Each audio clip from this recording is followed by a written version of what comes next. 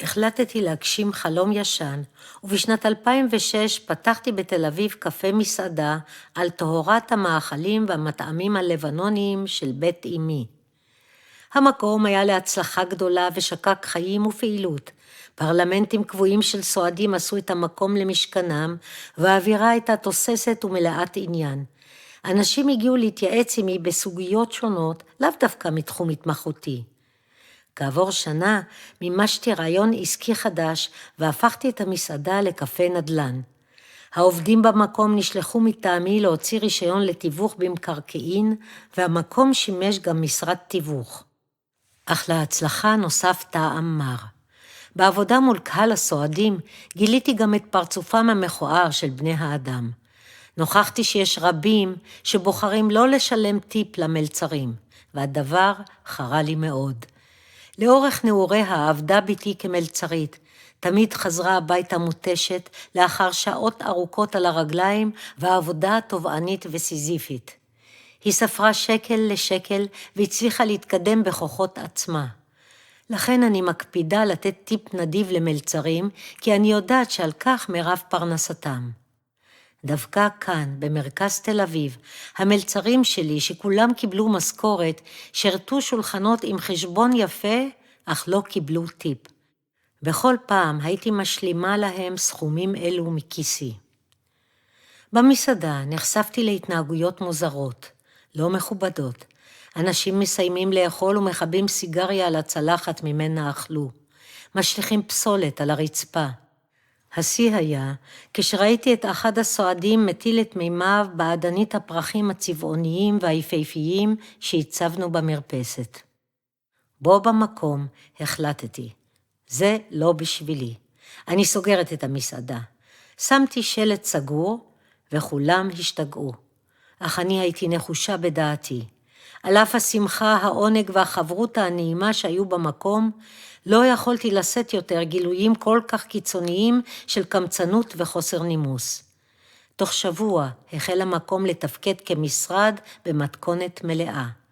לשמחתי, קיבלתי את ההחלטה לסגור בדיוק בזמן, ונותרתי עם זיכרון שהוא טוב בעיקרו. כשאני בעשור השביעי לחיי, היה בית הקפה בעבורי גם סימן לתחילתה של תקופה שבה נסגרים מעגלים גדולים בחיי, יעדים נשלמים, מטרות מתגשמות. ייתכן שגם בזכות המקום שבו נוצרו לא מעט מפגשים מיוחדים. רבים באו לבקר אותי, לשוחח ולהתייעץ. באחד הימים נכנס אלינו גבר גבוה, לבוש גלימה לבנה ארוכה, חובש כיפה לבנה גדולה ובעל זקן לבן ארוך. ספק אדם, ספק מלאך.